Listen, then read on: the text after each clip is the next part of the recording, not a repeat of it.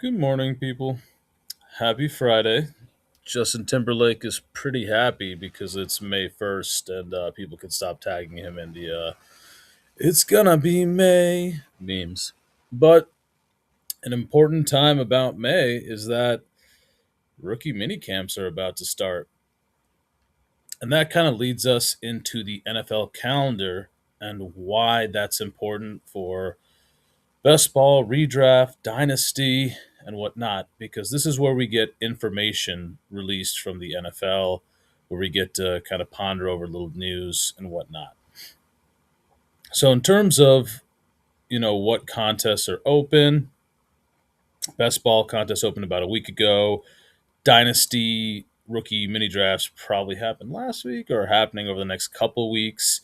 And so the information that the NFL gives us is pretty important when it comes to how we're going to navigate our drafts. So in the next 2 weeks, we're going to have one slightly important event and one pretty important, very important event. The slightly important event is the rookie mini camps. Get a lot of buzz out of rookie mini camps. You can't really tell much though because they're not going up against veterans. What it does tell you is that if you hear anything bad about rookies in rookie minicamp, that's a bad sign. I can't remember if this was when like Jaden Blue started having his issues last year or whatnot, but essentially it should all be news filtered through rose-colored glasses over the next 2 weeks out of rookie minicamp. Now, the big date that I want to talk to you about is the NFL schedule release. And it says mid-May because the NFL is notoriously fickle with when they choose to release it. We'll basically get like a random Twitter drop from the Chargers with a bunch of anime, designs and drawings about who they're playing, where they're just kind of making fun of other teams, which is great. But we think it'll drop sometime between May 12th and May 14th. I think it's been tightened up to May 13th to May 14th. But why this is important is because now we have bye week information and we have the sequencing of the opponents for other teams. If you follow any of Warren Sharp football analysis, you'll know that often team seasons can be dictated by the sequence of the opponents they go in. Famously, Bill Belichick, during his era with the Patriots, often had a very backloaded schedule for the Patriots because of the terrible division that they played in at the time. And so he would use the first half of the season essentially to experiment with roles, with rookies, with formations. And then when it came to the back half of the season, otherwise known as our playoff weeks, he would tighten up the snap counts, he would tighten up the rotations, and we'd get better fantasy performances from a smaller subset of players. So when drafting best ball, this is really important because if you're drafting two QBs and both of them land on the same bye, you're going to lose 20 or 30 points in that week, and that's not insignificant. So a lot of people want to draft right now. We're really excited, but ADPs have relatively settled in. I'm not saying they've settled into the correct area, but different rankings providers and different players in the draft rooms have settled ADPs into a place where they're not going to move much over the next 2 weeks.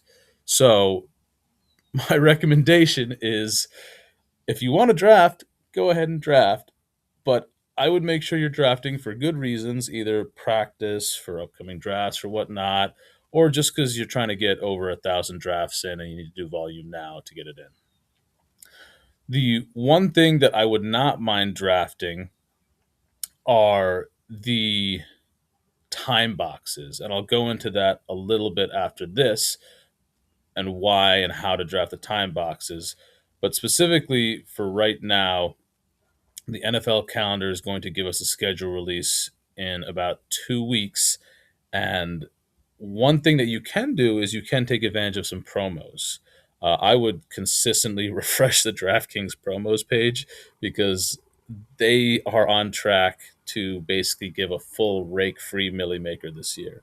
Today they're offering enter one $25 Millie, get three $3 NFL best ball tickets. That's almost a 40% rake back offer. They did a 20% rake back offer yesterday on the Millies. So really do check the DK promos page. But getting back to the NFL calendar, this is where we get information. Now, this is the biggest information release until much later when spring training and OTAs and mandatory minicamps come.